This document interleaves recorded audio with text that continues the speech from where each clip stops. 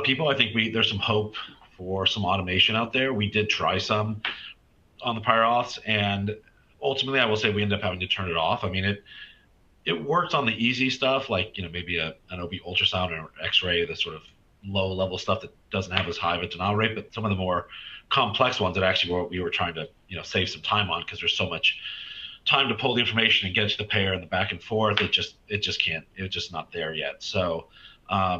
So there's hope there. I mean, I still hold out hope that technology is going to grow in the next couple of years, continue to evolve and make that easier. Because again, I think this is eventually you're going to run out of people to throw at that problem. So when it comes to authorizations, there are so many people in an organization across multiple teams. In the clinics, you might have a central authorization team.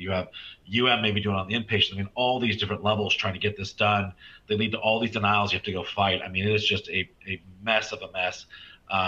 We talked to MacPac, which is the political action committee for Medicaid, and said, I'd love to want to do a research project one day to show how pointless and awful prior auths are, and that they literally save the healthcare industry absolutely nothing.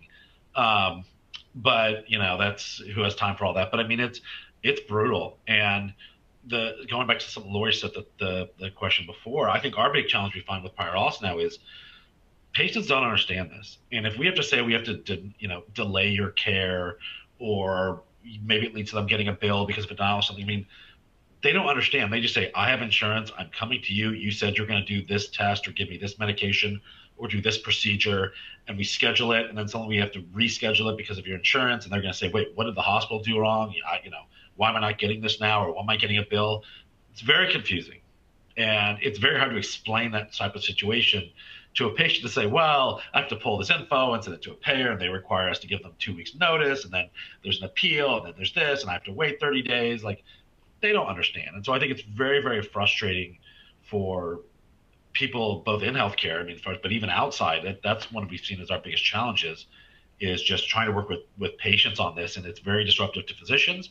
A lot of times they just say, forget it. I just want to move forward with this test procedure, whatever. This patient really needs it. I can't wait another 2 weeks. And then we're like, well, do we do this and not get paid, or what do we do? So it's just a mess. And I wish I had some magic bullet for it.